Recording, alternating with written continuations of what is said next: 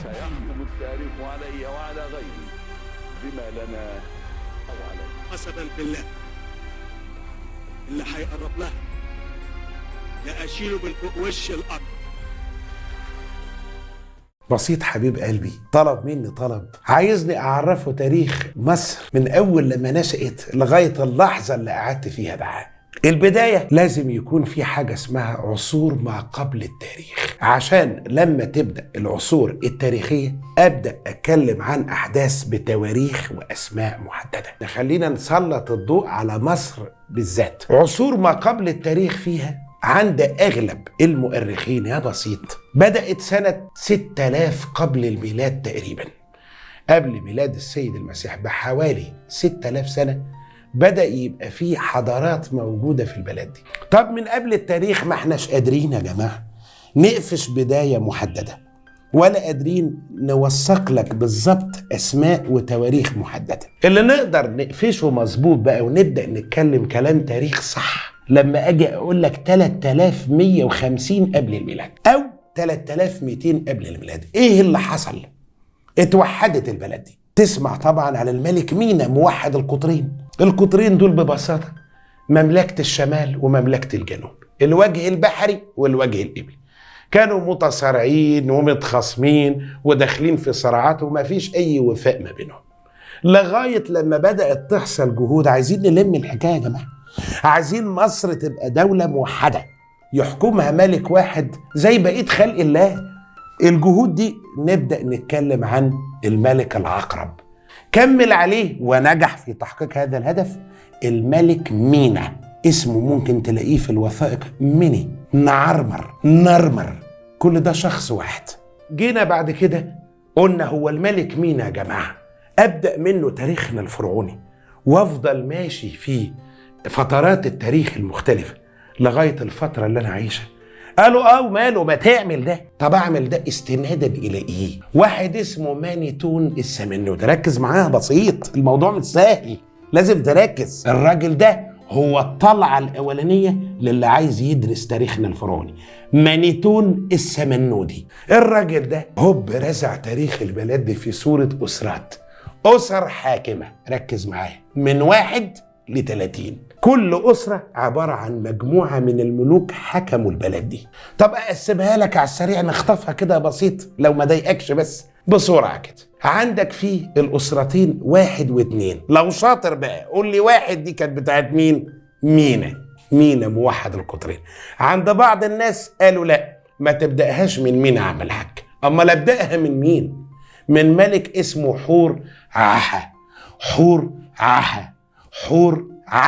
قالوا هو ده اللي تبدأ منه الأسرة الأولى. أما العقرب ومينا أساميهم اللي قال لك الأسرة 0، وتبدأ من حور عاحة تتكلم عن ملوك الأسرة الأولى. ده عند بعض الناس، لكن عند أغلب الناس الأسرة الأولى ما يجراش حاجة تبدأ بمينا موحد القطرين. الأسرة الأولى اللي بتبدأ بمينا موحد القطرين، والأسرة الثانية اللي ورا منها مباشرة سميناهم العصر العتيق. طب من 3 ل6 عصر بناة الأهرام. عندنا زوسر ده طلع الطلعة الأولانية. جه بعد منه سينفرو في الأسرة الرابعة. الملك خوفو خفرع من كورع، بعض الناس بتنطقها منكرع، من كورع.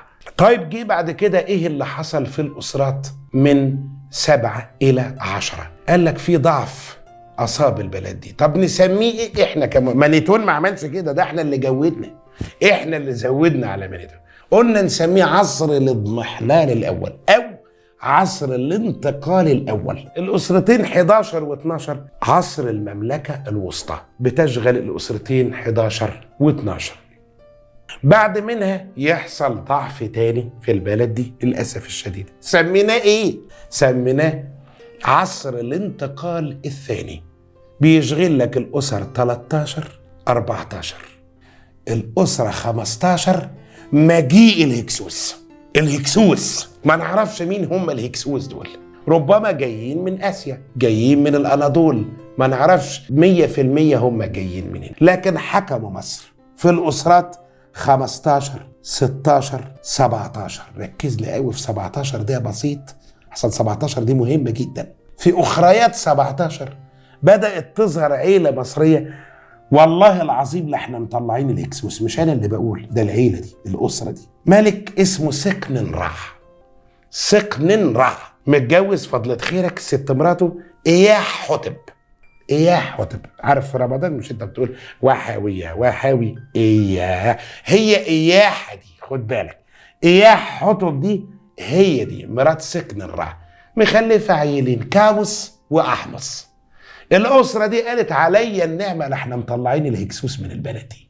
الأسرة دي من الصعيد يعني الجدعانة، قالوا لا يمكن الهكسوس يظل يحكم مصر واحنا قاعدين.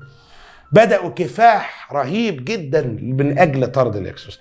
بدأوا عمنا سقننرع اشتغل في القصة وحارب ومات في المعارك بتاعته ضد الهكسوس. بعد منه ابنه كاموس اشتغل بقوة في الموضوع ده، عايز يطرد الهكسوس، اتكل على الله برضه، مات في سبيل طرد الهكسوس من مصر. لغاية ما أحمس أخيرا استطاع طرد الهكسوس من مصر. ركز كويس، أحمس هو الذي طرد الهكسوس تماما من مصر وأسس الأسرة 18.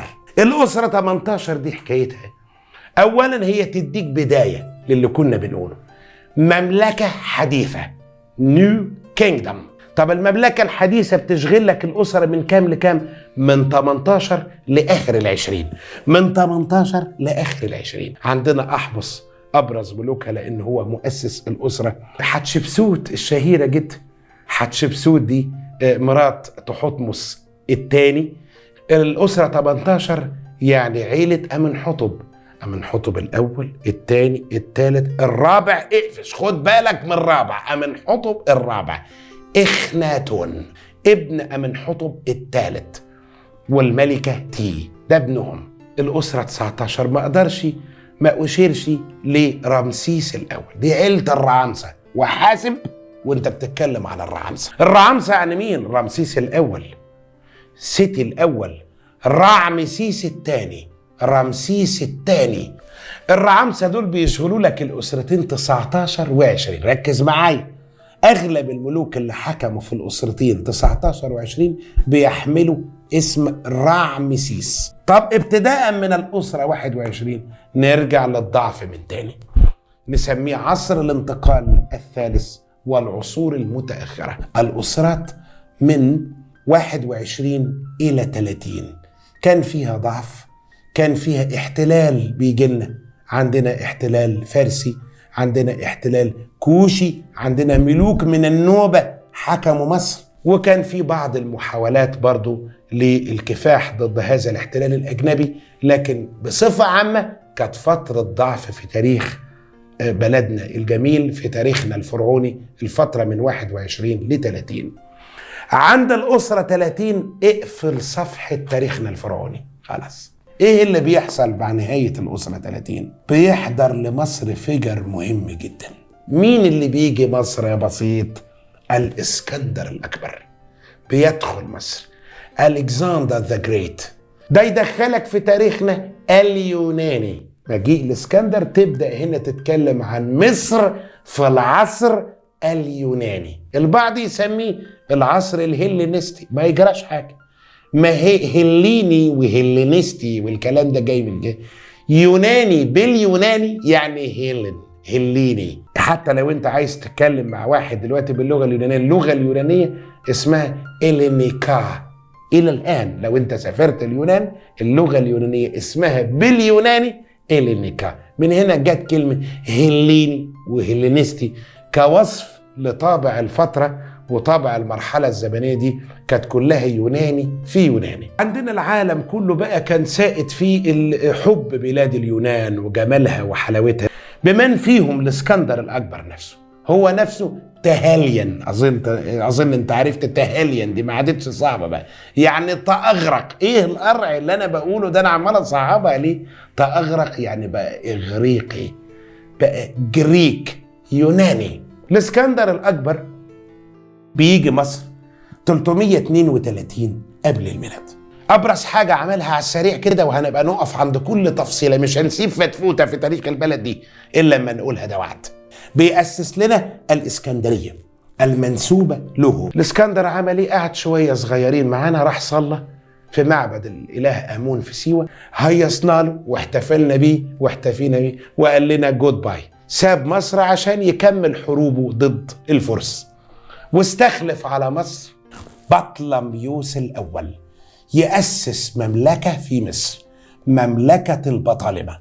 لا، هو بطلميوس ولا بطليموس ولا بطليموس؟ ايه حكايته الراجل ده؟ الحكاية كلها ان اسمه باللغة اليونانية بطولميوس، بطولميوس، فممكن تعربها تقول عليها بطلميوس، او تعرب بطليموس، او تعرب بطليموس، مش هنختلف. المهم ان اسمه اليوناني بطولميوس، وفي اللغات الأجنبية الحديثة دلوقتي وانت بتتكلم انجليزي يقولوا عليه طالميوس، البي الأولانية عشان حرفين ساكنين في الأول فما ننطقش البي الأولانية. 305 قبل الميلاد اتأسست في مصر مملكة البطالمة، ابتداء من بطلميوس الأول. البداية كانت عند بطلميوس الأول، جه بعد منه بطلميوس الثاني، بعد منه بطلميوس الثالث، بطلميوس الرابع. لا، هي الناس دي فاضيه ما وراهاش حاجه بقى ولا ايه؟ ما عندهمش غير بطلميوس ولا ايه؟ لا، هم خدوا الحته دي مننا احنا الحقيقه. ما انت لو رجعت في الكلام اللي قلناه في الفرعوني هتلاقيني حتى اقول لك امنحتب الاول، امنحتب الثاني، امنحتب الثالث، امنحتب الرابع اللي هو اخناتون. نفس المنطق، تحتمس الاول، تحتمس الثاني، هم عجبتهم قوي الحكايه دي. فكل الملوك الرجال في هذه الأسر اسمهم بطلميوس، بنرتبهم من الأول لغاية ال15. طب يهمني أقف عند بطلميوس نمرة 12، ده اللي أنجب لنا الملكة كليوباترا. كليوباترا بالمناسبة الشهيرة بتاعت أنطونيوس دي مش أول واحدة اسمها كليوباترا في العيلة دي رقم 7، يعني دي كليوباترا السابعة اللي بتنتهي عندها دولة البطالمة. كليوباترا رقم 7 دي بنت بطليموس الزمار. الزمار لما اتكل على الله ساب كليوباترا، اخوها بطليموس ال13، اخوها بطلميوس ال14، احنا اتفقنا ننطقها بطليموس او بطلميوس، اخد راحتي بقى، بطليموس ال13 وال14 وكليوباترا. الموقف كان حرج، ليه؟ كان في قوة بدأت تظهر في العالم اسمها ايه بقى؟ روما. الرومان جايين. طب هيجوا يلاقوا الوضع ايه؟ عندنا كليوباترا موجودة، كانت الأخت الأكبر سنا، بدأت تشارك أخوها الصغير ده في الحكم، لكن دخل مصر يوليوس قيصر، فجر مهم في التاريخ الروماني زي ما هو معروف، بيحضر لمصر وبتقوم حريقة اسكندرية المعروفة اللي بينتج عنها حريق مكتبة الإسكندرية. للأسف المكتبة حتى الجزء الباقي منها بيتنقل معبد السرابيوم. يهمنا ان يوليوس قيصر دخل مصر، ايه اللي هيجرى؟ ايه اللي هيحصل؟ هيلتقي بكليوباترا. بتفاجئنا كليوباترا بطلب عجيب، بتطلب من العبد بتاعها قال يلفها في سجادة. يلفها في سجادة؟ ايوه. وتقدم السجادة دي على انها هدية ليوليوس قيصر. يوليوس قيصر قاعد بيتفرج على المشهد، بيطلب من العبد ده يفرد له السجادة. تتفرد السجادة ويطلع له منها ايه؟ كليوباترا.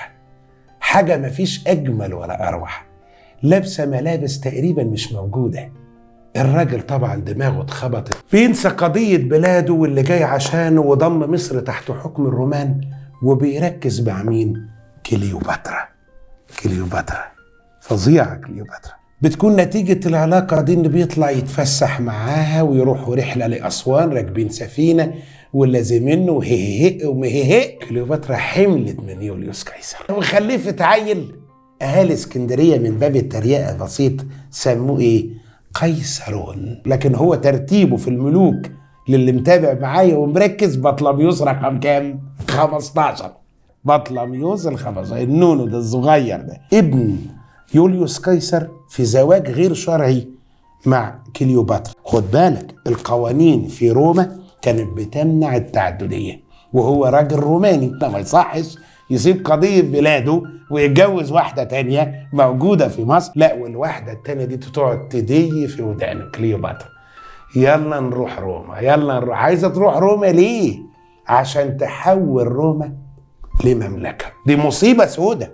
ده روما قطعت شوط طويل في الديمقراطية، عندهم مجلس السينات ومجلس الشيوخ، وهو راجل قنصل جاي مسؤول عن البلاد مش بمزاجه يخليها مملكة، العملية مش سايبة، إنما تضيق على الودان أمر بالسحر.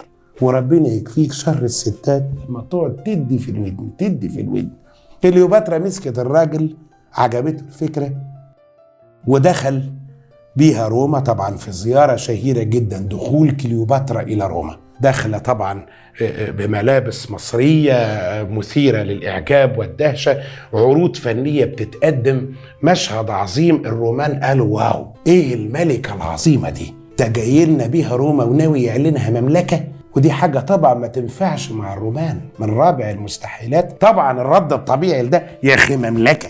النتيجة الطبيعية لده اغتيال يوليوس قيصر في نفس اليوم اللي قرر ان يعلن فيه روما مملكة وهو ملك متوج ومعاه كليوباترا ملكة متوجة. تم اغتياله على يد اقرب اعوانه، والقصة دي طبعا كتب عنها بتوع الادب وشبعوا كتاب عنها، منهم شكسبير العبارة الشهيرة حتى انت يا بروتس. العبارة الشهيرة ليه؟ لان كان بروتس من ضمن الأعوان المقربين جدا من يوليوس قيصر، وكانت طبعا السكينة التي تمتد لقتل يوليوس قيصر كان بيد أقرب أعوانه وأقرب أحبائه، هم اللي قتلوه. بعدها أوكتافيوس طلب من أنطونيوس ينزل يخلص. خلصنا من مصر وقصتها، انزل خلص. أنطونيوس راح في رحلة لمصر يضمها تحت حكم الرومان. يا دي المصيبة السوداء، ظهرت لي كليوباترا جايبه معاها بعض الجواري وقاعده في مركبه، والملابس بقى مش قادر اتكلم طبعا، السياق ما يسمحش ان انا اقول كانت لابسه ايه. المهم انها تقريبا ما كانتش لابسه. بمجرد ما عينه وقعت على كليوباترا ساب قضيه بلاده وساب اللي هو جاي عشانه وساب فكره ضم مصر للرومان. حتى انت انطونيوس مفيش فايده، كل اللي يقدر يقع في نفس الغلط. وده طبعا طول من امد حكم كليوباترا ملكه على مصر. النتيجه لده ايه؟ بيقعد في مصر بينسى قضيه بلاده. ده بيقرر حاجه مصيبة كبيرة جدا بقى، بيقرر يدخل في حرب مع روما. ما سمعناش عنها ان واحد يحارب بلاده من اجل امرأة سقط في حبها. طبعا ده هيحصل بالفعل. اوكتافيوس هيهيج الناس ضده في روما وهيثير الناس عليه، فهتكون النتيجة الحتمية لده معركة أكتيوم البحرية. معركة أكتيوم البحرية. المكان أكتيوم على الحدود المصرية اليونانية في الطريق ما بين مصر وبلاد اليونان. الناس كلها قالت لأنطونيوس كليوباترا ما تطلعش الطلعة دي، كليوباترا تستنى في القصر. لو ظهرت معانا واحنا راكبين المراكب منظرك هيبقى فانيلا، منظرك هيبقى فانيلا يا أنطونيوس، لأن كده أنت بتحارب روما من أجل امرأة. مش هيسمع الكلام، ما يقدرش يستغنى عنه، لازم ياخد معاه كليوباترا. خدع معاه وطلع طلعة قال عايز يحارب روما. يبقى عندنا مصر بتحارب بقيادة أنطونيوس وكليوباترا، وروما بتحارب بقيادة أوكتافيوس. طبعا لأنه ما سمعش الكلام ومش مستعد للمعركة، النتيجة الحتمية هتكون إيه؟ الهزيمة في أول 3 دقايق. وكتير قالوا إن كليوباترا خانته. ليه؟ أول لما لقت العملية سخنت والمعركة كده ضايعة منه، هوب رجعت على اسكندرية. ناس أنصفوها زي أستاذنا القدير الأستاذ دكتور إبراهيم نصحي.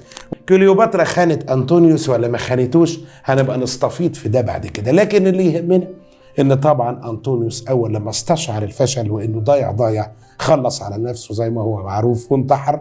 كليوباترا لما بلغها الخبر وإنه اوكتافيوس على الأبواب قالت كمان اتكل على الله واجيبها من قصرها، لأن كده هدخل روما ذليلة.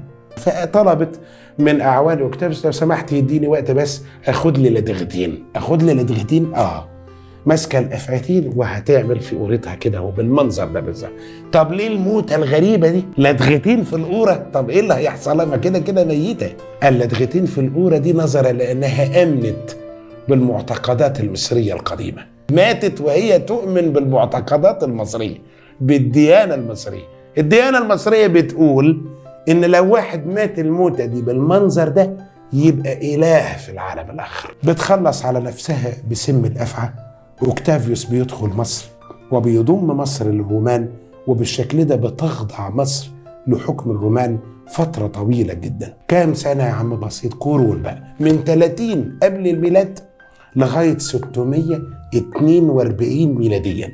فترة طويلة جدا العصر الروماني. البعض استصعب ان ناخد الحكاية كلها كتلة واحدة، قالوا لا نقسمها فترتين. العصر الروماني الباكر من 30 قبل الميلاد لغاية 284 ميلادية، والعصر الروماني المتأخر من 284 إلى 642. طب المتأخر ده له اسم؟ نسميه العصر البيزنطي. 284. واحد يقول لي انت وقفت عند 284 ليه؟ 284 اشمعنى 284 بالذات؟ اقول لك يا سيدي، اصل دي السنه اللي اعتلى فيها الامبراطور دقلديانوس عرش الامبراطوريه، اشهر امبراطور اضطهد المسيحيه في التاريخ، لدرجه ان عصره يسموه عصر الاستشهاد. واحنا اكتر ناس دفعنا الثمن في مصر. احداث كتير يطول شرحها، المهم ان دي الفترة الرومانية في مصر. نتكلم عن ايه ولا ايه في الفترة الرومانية؟ حاجات كتير جدا. الفترة دي بتتقفل عند الفتح العربي الاسلامي لمصر بمجيء عمرو بن العاص زي ما هو بعرف. لما بيضم مصر للحكم الاسلامي بتكون ساعتها الدولة الاسلامية في عصر الخلافة الراشدة، في عصر الخليفة عمر بن الخطاب.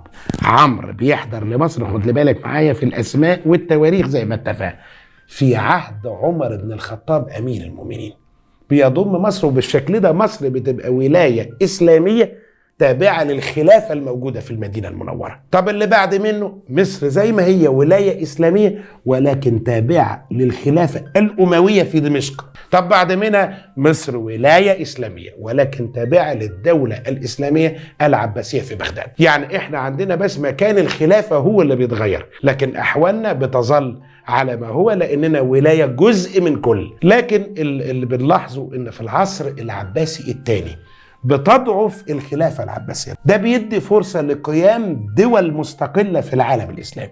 يهمنا بلدنا هنا مصر. يعني إيه دول مستقلة؟ يعني الوالي من دول الخليفة العباسي بعته يحكم مصر والي، يقوم واخد مصر يخليها ملك له ولخلفائه من بعده. طب أول دولة قامت عندنا بالشكل ده 868 ميلادية. اقف عند 868. بيحضر لمصر واحد المفروض يحكمنا كوالي ولكن بيستأثر بحكم مصر، اسمه أحمد ابن طولون، وبيؤسس الدولة الطولونية. الدولة الطولونية في الفترة من 868 إلى 905 ميلادي. دولة عمرها قصير رغم انها الدولة الطولونية، الا ان عمرها قصير. بيخلفوا طبعا مجموعة من الخلفاء، ابرزهم خمراوي ابو قطر الندى الشهيرة اللي اتجوزت الخليفة العباسي في بغداد. هي كانت المفروض مرشحة لابن الخليفة، لكن الخليفة نفسه عايزها، الخليفة نفسه هو اللي طلب قطر الندى، وراحت تتجوز الخليفة العباسي في بغداد. ولذلك باقي في تراثنا المصري الشعبي الجميل الأغنية المعروفة يا حن يا حنة حنة يا قطر الندى، وربما بنغنيها بالصعبانيات دي لأنها راحت تتجوز راجل كبير الخليفة العباسي في بغداد. الدولة الطولونية هي عمرها قصير، يجي من بعد منها دولة مستقلة عمرها قصير برضه اسمها الدولة الإخشيدية. طب الفترة بتاعتها من كام لكام؟ من 934. انت غلطت ولا انت قلت 905؟ لا، ما هو من 905 ل 934 نرجع تاني تابعين للولاة العباسيين، لكن 934 تقوم دولة مستقلة جديدة على يد مين يا عم بسيط؟ محمد ابن طغج الإخشيد، اللي يتوارثها من بعده خلفائه لفترة مش كبيرة برضه. يعني احنا عندنا الفترة من 934 ل 969 ميلادية الدولة الإخشيدية. ايه اللي بيجرى 969؟ الفاطميين بيحضروا لمصر ويحكمونا تحت اسم الخلافة الفاطمية. طب الفاطميين دول جايين منين؟ من المغرب، أسسوا الدولة بتاعتهم في المغرب وجايين يحكمونا، قرروا ينقلوا حكمهم هنا في مصر. في الفترة من كام لكام؟ من 969 ل 1171. أسسوا لنا طبعا العاصمة الجميلة بتاعتنا القاهرة بيد جوهر الصقلي قائد جيوش المعز لدين الله، وبيحضر المعز لدين الله ليكون أول الخلفاء الفاطميين في مصر. بيتولى من بعده مجموعة من الخلفاء الفاطميين وصولا إلى 1171. إيه اللي بيحصل؟ حضر لمصر مين؟ صلاح الدين الأيوبي. صلاح الدين الأيوبي بتأسيس الدولة الأيوبية في مصر والشام، بتخضع مصر للحكم الأيوبي في الفترة من 1171 ل 1250. بتبدأ بصلاح الدين وبتنتهي بتوران شاه آخر حكام الأيوبيين في مصر. طب من 1250 إيه اللي بيجرى بعد كده؟ الدولة المملوكية، بيحكمنا المماليك من 1250 لغاية 1517. يا خبر أبيض، من 1250 ل 1517. لذلك كتير من المؤرخين اتفقوا على أن نقسم الدولة الكبيرة دي لدولتين. الأولانية اسمها دولة المماليك البحرية، والتانية اسمها دولة المماليك البرجية أو المماليك الجراكسة. الدول دي باختصار شديد نسبة للأصل اللي جاي منه المماليك. المماليك البحرية مماليك كانوا من الترك، إنما المماليك البرجية الجراكسة من بلاد القرم ونواحي روسيا. فلذلك قسمنا الدولة لفترتين بناء على العرق اللي جاي منه المملوك اللي بيحكمنا. الدولة المملوكية بتبدأ بعز الدين أيبك اللي بيتزوج شجرة الدر أو شجر الدر، وبيبقى أول سلاطين المماليك في مصر. الدولة دي بتخلص عند مين؟ طومان باي الثاني، السلطان الأشرف. طومان باي الثاني، الله، هو في طومان باي الأول؟ أيوة، السلطان العادل طومان باي الأول. الأشرف طومان باي الثاني ده اللي القفلة بتحصل عنده، ده نهاية دولة المماليك اللي هو كلكم شفتوه طبعا. الفنان خالد النبوي في مسلسل ممالك النار لعب دوره ببراعة، جسد لنا شخصية الأشرف طومان باي الثاني اللي بتتقفل دولة المماليك عنده بمجيء مين؟ العثمانيين.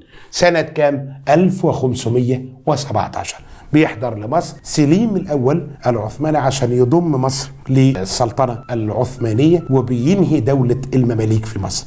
من 1517 لغاية مجيء الاحتلال الفرنسي، كل ده تاريخ عثماني. يا إما بيحكمنا في والي عن السلطان العثماني في الأستانة دي اللي هي اسطنبول دلوقتي بالمناسبة، يا إما بيحكمنا مماليك بيضايقوا السلطنة العثمانية دي وبيستأثروا بحكم مصر، زي علي بيك الكبير ومحمد بيك أبو الدهب ومراد بيك. نسميهم احنا المماليك البكوات، المماليك البايات. دول بيقطعوا السلطنة العثمانية في بعض الفترات، لكن في أغلب الفترة من 1517 لغاية الحملة الفرنسية مصر خاضعة طبعا الحكم العثماني عبر والي ينوب عن السلطان العثماني في مصر أو عبر أحد المماليك، وبنسميها احنا دولة المماليك البكوات أو البايات. إيه اللي بيحصل بعد الحملة الفرنسية؟ ما تمشي قعدت معانا 3 سنين. الحملة الفرنسية يعني فك رموز اللغة المصرية القديمة باكتشاف حجر رشيد وشامبليون، اشتغل على الحجر ده 20 سنة وقدر يفك لنا رموز الكتابة المصرية. الحملة الفرنسية يعني المجمع العلمي. الحملة الفرنسية يعني ثورتين شهيرتين في تاريخنا، 1798 وسنة 1800 ميلادية، ثورتي القاهرة الأولى والثانية ضد الحملة الفرنسية. الحملة الفرنسية يعني كليبر النائب اللي استخلفه نابليون بونابرت قبل ما يسيب مصر ويمشي، قعد معانا كليبر. اغتيال كليبر على يد سليمان الحلبي. أحداث كتير الحقيقة حصلت خلال فترة ال3 سنين دول. بعد الحملة الفرنسية ورحيلها عن مصر من 1801 ل 1805 كانت فترة مضطربة جدا. كان في والي عثماني، طبعا الدولة العثمانية لابد تفرض علينا والي يحكمنا زي العادة. كان عندنا في الفترة دي 2 من الولاة، خسرو باشا وخورشيد باشا، وكان عندنا في المقابل في بكوات مماليك كل واحد منهم رايح في حتة. يعني محمد بيك الألفي ليه رأي يشجع الإنجليز، عثمان بيك البرديسي بيشجع الفرنساويين، عثمان بيك حسن بيؤيد الدولة العثمانية. فكان في تناحر ما بين هذه القوى، وكان في برضو ناس جبهة بتؤيد وبتشجع على ان محمد علي هو اللي يحكمنا. اشهر ناس في الجبهة الاخيرة دي عمر مكرم، وهو نقيب الاشراف. محمد علي بالفعل بيحكم مصر من 1805 لغاية 1848. من 1805 ل 1848 دي فترة حكم محمد علي المشهور جدا بمؤسس مصر الحديثة. بيليه في ترتيب حكام الأسرة العلوية ابنه إبراهيم باشا، بيحكم لشهور قليلة في حياة أبيه وبيتوفى خلال الفترة. بيكمل السنة دي محمد علي نفسه، بيرجع باباه يحكمنا لغاية 1849. يليه مجموعة من الحكام عارفينهم احنا طبعا في تاريخنا باسم الخديوية، بدءا بالخديوي عباس حلمي الأول، يليه الخديوي محمد سعيد، يليه الخديوي إسماعيل، يليه الخديوي توفيق اللي حضر لمصر في فترته الاحتلال البريطاني بعد قيام ثورة عرابي، وتحتل مصر من بريطانيا سنة 1882. يلي الخديوي عباس حلمي الثاني. ثم بعد كده تحصل فترة اسمها فترة سلطنة يحكمنا السلطان حسين كامل من 1914 ل 1917. ثم الملك أحمد فؤاد الأول المعروف باسم الملك فؤاد. يلي أخيرا الملك فاروق الشهير جدا، الملك فاروق الأول اللي بيحكمنا من كام لكام، من 1936 إلى قيام ثورة يوليو 1952، لتبدأ مصر من بعدها عصرها الجمهوري. يحكم مصر في العصر الجمهوري حتى الآن 10 رؤساء. واحد يقول لي 10 رؤساء، أقول له طب تعالى نعدهم مع بعض. مين اللي جه بعد ثورة يوليو؟ حكم مصر محمد نجيب لمدة 8 شهور، ثم تلاه الرئيس جمال عبد الناصر من سنة 54 إلى سنة 70. ثم خلال فترة حكم عبد الناصر في طبعا نكسة 67 حصلت زي ما هو معروف 5 يونيو 67، فبيحكم مصر يومين فقط من 9 يونيو إلى 11 يونيو زكريا محي الدين، لأن كان نائب رئيس الجمهورية. فلما تنحى الرئيس جمال عبد الناصر في خطابه الشهير تنتقل السلطة له على طول اوتوماتيك ليه بشكل آلي، فبقى هو رئيس مصر لمدة يومين فقط.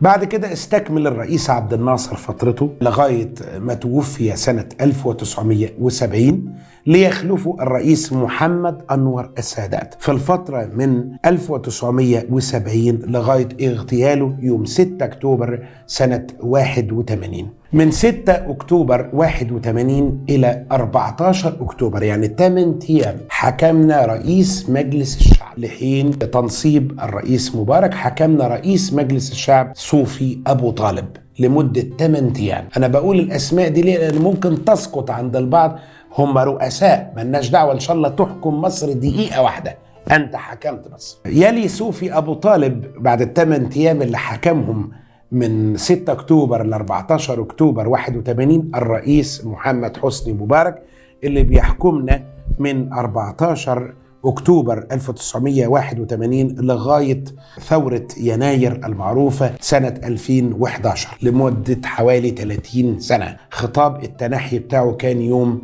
11 فبراير 2011. ايه اللي بيحصل بعدها؟ المجلس العسكري بيتولى السلطة في مصر برئاسة المشير محمد حسين طنطاوي الذي يصبح رئيسا لمصر لمدة سنة لغاية سنة 2012. يلي الرئيس محمد مرسي يحكمنا من 2012 ل 2013. ثم يلي المستشار عدلي منصور اللي يحكم مصر من 2013 ل 2014 حوالي 11 شهر، ليتقلد رئاسة مصر من بعدها من 2014 حتى الآن الرئيس عبد الفتاح السيسي. بالشكل ده احنا استعرضنا تاريخ مصر من عصور ما قبل التاريخ، بدأناها من حوالي 6000 قبل الميلاد وصولا إلى سنة 2020. مش عايزك تنام مني أو تزهق مني، الموضوع كبير، لأن هنمسك تاريخ البلد دي فتفوتة فتفوتة وتفصيلة تفصيلة، وهنتعرف على ملامح كل فترة بدقة، ومين اللي حكموا بالظبط وعملوا إيه، وإيه الأحداث اللي حصلت خلال فترة حكمهم. كمان هنتكلم عن الجوانب الحضارية ونشوف إنجازات الشعب ده. الشعب ده عمل إيه في السنين الطويلة دي، في القرون الطويلة دي، خلال الفترات الكتير دي. لازم نعرف كمان مجهودنا، وده اللي يسميه دايما علماء التاريخ الجانب الحضاري. احنا عايزين نعرف برضو حضارة مصر، مش بس تاريخها السياسي، لا كمان هنتكلم عن حضارة مصر. وقبل ما أختم بحب قوي أقف عند كلمة مصر. مصر دي جت منين؟ الناس في مصر القديمة كانوا يقولوا على بلدنا دي أرض الفيضان، أعجبه، فيمكن تكون دي سبب تسمية إيجيبتوس اللي قالها اليونانيين. ناس تانية قالوا لا، خد بالك إن مدينة منف أول عاصمة بعد التوحيد كان اسمها حتكابتاح. ركز معايا، ما هم بنتكلم مصري قديم فلازم تصحصح. اليونانيين مش عارفين ينطقوا حتكابتاح. طب يعني إيه حتكابتاح؟ يعني مقر قرين الإله بتاح. اله واسمه بتاح. طب ده اسم العاصمة، بينسحب اسم العاصمة على مصر كلها، زي ما بنعمل دلوقتي في حياتنا. تقول انا نازل مصر وانت جاي من اسكندرية، انت قصدك القاهرة. كان نفس الكلام عند اجدادك، انا رايح منف. حتى برضو ما بقت العاصمة طيبة الاقصر، عندنا هيرودوت نيجي نقرا له نلاقيه بيتكلم عن مصر وهو بيقول طيبة. طيبة حكايتها كذا، طيبة مساحتها كذا، وهو قاصد مصر. اليوناني ما هوش عارف ينطق حات كابتاح بتاعتنا دي، فبدأ يبسط تبسيط ليها بسيط، عايز يبسط الحكاية، فبدأ يسميها هكابتاح ويحاول ينطقها، فبدأ يقول أجبتح أجبتح، فلابد كان يضيف لها نهاية. الواو والسين دي الفورمة كده بتاعت اللغة اليونانية اللي هي تعادل حرفي الأوميكرون سيجما، فبدأ ينطقها ايجيبتوس. مش عايزك تتخض، ما تخافش من حاجة. ايجيبتوس اليوناني بينطق اسم بلدك الجميلة، عايز يقول مصر زيك. ايجيبتوس دي طبعا اللي اشتق منها كلمة ايجيبت في كل اللغات المودرن الحديثة دلوقتي. في الانجليزية ايجيبت، في الفرنسية ايجيبت. طب واحد قال لي مصر يا عم، انت دوختنا، انت رجعتنا لورا قوي. مصر نفسها الكلمة العربية دي جت منين؟ نفتح انا وانت التوراة، لقيناها في العهد القديم من الكتاب المقدس مذكورة باسم مصرايم. مصرايم موجود ده في سفر حسقيال وفي سفر إشعياء. الكلام اللي يخض ده ما تخافش من حاجة، مش عايزك تقلق، سيبك من كلام المتخصصين المجعلص ده، بس لابد برضه نقوله. مصرايم ده شخص مصرايم ده بني آدم اسمه مصرايم. عارف سيدنا نوح كان عياله عقبال عندك حام وسام ويافث. ركز لي جدا مع حام. حام ده مذكور ان هو كمان اتجوز وخلف عياله مين بقى؟ ركز معايا.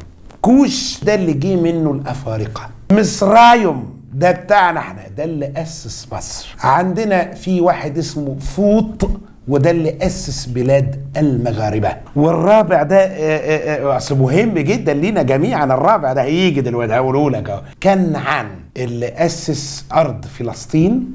يهمنا قوي مصرايم ده بتاعنا احنا، وهو ده اللي عمل بلدنا مصر. أيضا كلمة مصر هي في حد ذاتها كلمة عربية. مصر يعني بلد عامر بالناس والأسواق، بلد فيه حياة. بكده عرفنا حتى كمان اسم مصر جه منين. في الحلقات اللي جاية هنمسك تاريخ البلد دي ونناقشه موضوع وحكاية لغاية ما نسرد تاريخها من البداية للنهاية. وتصبحوا على خير. القائمون على العمل في هذا البرنامج قالوا لي عشان أكمل معاكم لازم تضغطوا سبسكرايب، شير، تدوسوا جرس، مش عارف ولا لفظ باللي هم بيقولوا. المهم انكم لازم تعملوا الاجراءات دي عشان اقدر اكمل معاكم هذا البرنامج الجميل ونستعرض فيه تاريخ مصر من البداية لغاية اللحظة اللي انتوا قاعدين فيها قدامي. See you